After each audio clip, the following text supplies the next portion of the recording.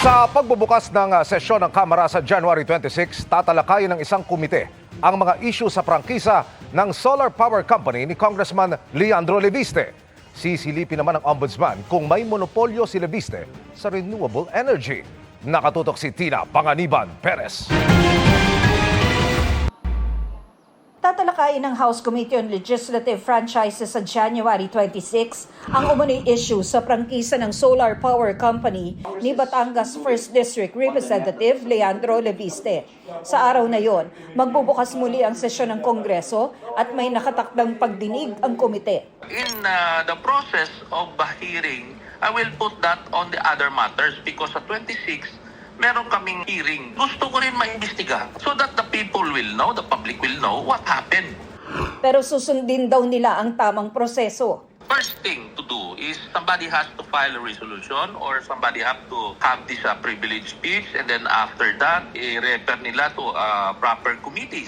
This is part of the privilege na binigay natin sa isang korporasyon for national franchise. So what went wrong, what happened? If there is a violation, the committee can review or kung may violation, ano yung penalty dyan. Sir, if there are violations, we will terminate the franchise.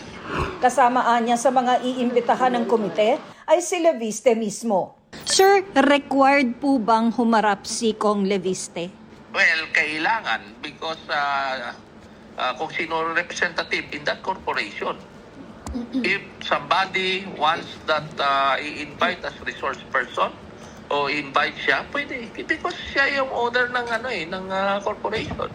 Ang Office of the Ombudsman naman, hindi lang posibleng paglabag ni Leviste sa prangkisa ang iniimbestigahan, kundi ang posibleng monopolya nito sa renewable energy. Ang mahalaga, alam natin, nag-spin-off siya at nabenta nga yung spin-off.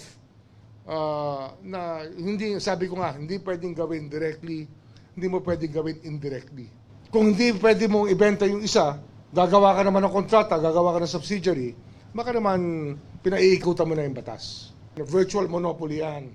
Ang daming pinahirapan niya nung panahon na nandyan yan. Yung mga nagtatayo na solar noon, ayaw bigyan ng feed-in tariff. Kasi nga, monopoly nga yan eh. Nagkalintik-lintik tayo dyan. Sa isang mensahe sa GMA Integrated News, sinabi ni Leviste na handa siyang humarap sa anumang investigasyon. Sa isang social media post naman, sinabi ni Leviste na ang mga nagpapaatake raw sa kanya ay mga taong malapit umano kay Construction Workers Solidarity Party List Representative Edwin Garjola na nauna nang itinuro ni Leviste bilang pinakamalaking proponent umano ng mga proyekto ng DPWH. Sinisika pa namin kuna ng pahayag si Garjola. Para sa GMA Integrated News, Tina Panganiban Perez, nakatutok 24 oras.